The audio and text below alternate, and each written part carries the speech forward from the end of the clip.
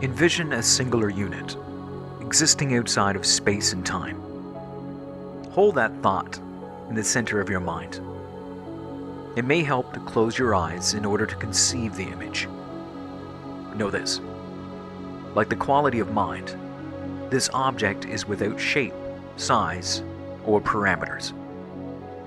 That is to say, there is no ruler by which to measure the singularity.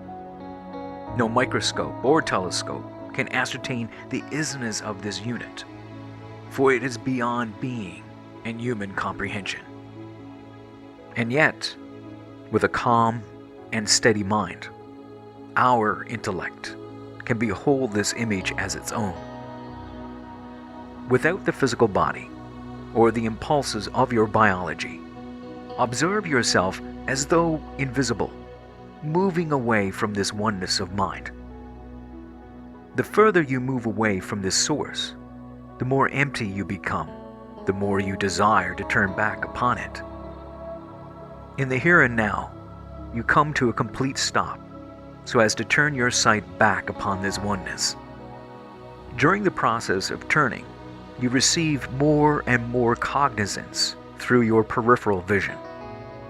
Each segment in your turning back allows you to behold a more complete form of this majestic sphere, a beauty in which nothing else can compare.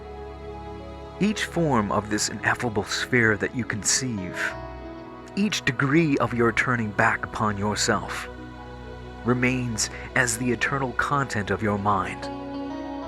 These forms we see in part simultaneously remain as one.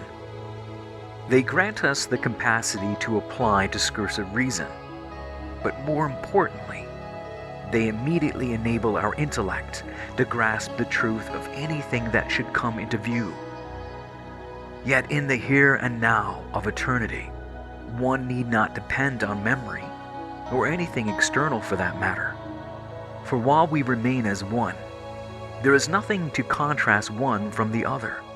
No need of forms or conditions, laws or regulations. But everything is as it ought to be, still and at rest as a holy Sabbath.